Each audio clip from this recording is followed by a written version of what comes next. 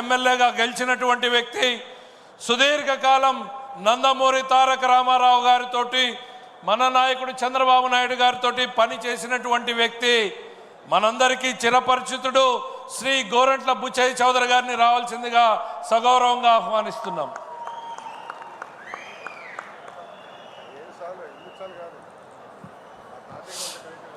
అందరికీ నమస్కారం. జోహార్ జోహార్ ఎన్టీఆర్, ఎన్టీఆర్, ఎన్టీఆర్. ముందుగా నేను ఈ స్థానంలో ఇక్కడ ఉండటానికి రాజకీయ భిక్షను పెట్టిన మహామావుడు, తెలుగు జాతి గర్వించదగ్గ మహావ్యక్తి నందమూరి తారక రామారావుకి నమస్కారాలు తెలియజేస్తా ఉన్నాను. ఒక చరిత్ర, భారతదేశ చరిత్రలో ఏ విధంగా అంకాలు ఉంటాయో ఆంధ్రప్రదేశ్ చరిత్రలో, తెలుగు జాతి చరిత్రలో నందమూరి తారక రామారావు గారి చరిత్ర అద్వితీయంగా ఉంటుందన్నది విషయాన్ని మనకు తెలుసు. ఒక నటుడిగా రాయలసీమ ముద్దుబిడ్డ, మర్చిపోబాకండి. ఇవాళ ఇక్కడ కడపలో జరుగుతున్నదంటే ఆయన ఆదరించి ఆశీర్వదించింది రాయలసీమ. నటుడిగా ఒక ఉన్నత స్థానానికి ఎదగడానికి ప్రధాన కారణం ఆయన చిత్రాలను విజయవంతం చేసిన ప్రాంతం రాయలసీమ. ఇవాళ అదే వరవడిని బాలకృష్ణ గారు కూడా కొనసాగిస్తున్నారు, అది వేరే విషయం.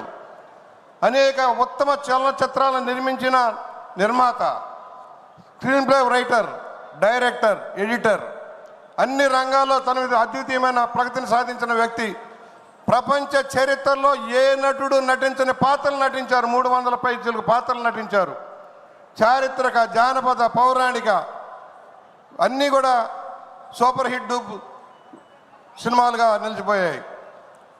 బహుశా ఏ నటుడు వేయనన్ని పాత్రలు వేశారు. ఆ పాత్రలను అవగాహన చేసుకున్నారు. ఆ అవగాహనలో నుంచే స్పందించి రాజకీయ పార్టీ నేతగా అవతరించారు. ఆయన నిర్మించిన చిత్రాలు సమాజానికి ఉపయోగపడే చిత్రాలు. వరకట్నం కావచ్చు, కోడలు దిద్దిన కాపురం కావచ్చు, పిచ్చి పొల్లయ్య, తోడు దొంగలు, అనేక చలనచిత్రాలు ఆయన నిర్మించి ఉన్నత స్థానానికి వెళ్ళారు. ఆయన రాజకీయ పార్టీ ప్రారంభించే నాటికి అన్ని సూపర్ డూపర్ హిట్సే. 60 సంవత్సరాల వయసులో ఆయన తెలుగుదేశం పార్టీ ప్రారంభించే నాటికి ఏ సినిమా, అడవి రాముడు కావచ్చు, యమదొంగ కావచ్చు, జస్టిస్ చౌదరి కావచ్చు, అన్ని సినిమాలు కూడా బ్రహ్మాండమైన కలెక్షన్లో నిలబడ్డాయి. ఇవాళ కలెక్షన్లో చూసుకుంటే వేల కోట్ల రూపాయలు ఆ సినిమాలు సాధించిన ప్రగతి చూస్తే ఇవాళ ప్రపంచంలో ఏ సినిమాకి రానంత మిగులు ఆ సినిమాలకు వచ్చాయి. నటుడిగా ఉన్నత స్థానంలో ఉండి రాజకీయ